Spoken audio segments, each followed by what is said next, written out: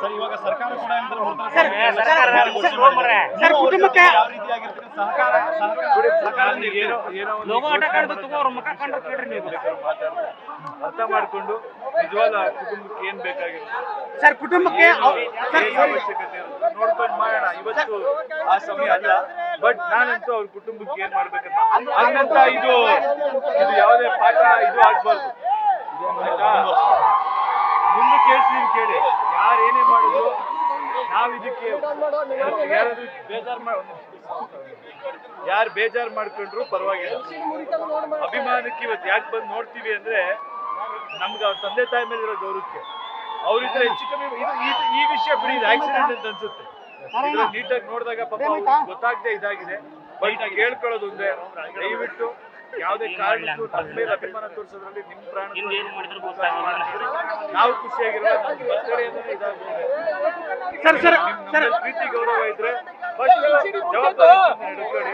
ಇದು ಈ ಘಟನೆ ಅಂತ ಹೇಳ್ತಾ ಇಲ್ಲ, ಈಗ ಬರ್ಬೇಕಾದ್ರೂ ಬೈಕಲ್ಲಿ ಚೇಂಜ್ ಮಾಡ್ಕೊಂಡು ಏನ್ ಹೇಳೋಣ, ಯಾರಾದ್ರೂ ಬಿಟ್ಟರೆ ಈಗ ತಂದೆ ತಾಯಿ ಕುಟುಂಬಕ್ಕೆ ಅವರೇ ಆಧಾರ ಸ್ತಂಭವಾಗಿದ್ರು ಸರ್. ಖುಷಿನಿಲ್ಲಪ್ಪ, ಹೌದು. ನಾನೇನ್ ಗೊತ್ತಾ, ನಾನ್ ಬೇಕು ಅಂತಾನೆ ಸಿಂಪಲ್ ಆಗಿ ಕುಟುಂಬದ ಜೊತೆ ಇದಾಗಿರ್ಬೇಕು. ಕೋವಿಡ್ ಇದೆಲ್ಲ ಹೇಳ್ತಿರಲ್ಲ, ನಾವು ಹೊರಗಡೆ ಮಾತಾಡೋದು ಇನ್ನೊಂಥರ ಪ್ರಾಬ್ಲಮ್. ಬೇರೆ ಬೇರೆ ವ್ಯವಹಾರಗಳು ಎಷ್ಟೋ ಜನ ನಡೀತಾ ಇರುತ್ತೆ, ನಮ್ಮಿಂದ ಅದು ಇದು ಮಾಡ್ದಂಗೆ ಆಗ್ಬಾರ್ದು. ಕುಟುಂಬಕ್ಕೆ ಅವರೇ ಆಧಾರ ಸ್ತಂಭವಾಗಿದ್ರು, ಆ ಕುಟುಂಬಕ್ಕೆ ಏನಾದ್ರು ಪರಿಹಾರ ಕೊಡುವಂತ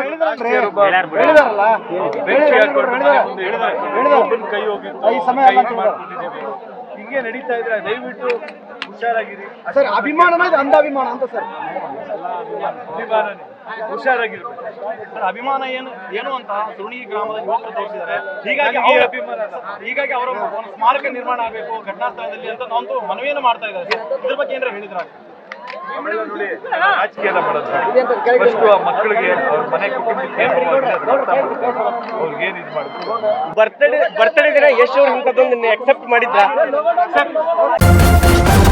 ನ್ಯೂಸ್ ಫಸ್ಟ್ ನಿರ್ಭೀತಿಯಿಂದ ನಿಮ್ಮ ಪರವಾಗಿ.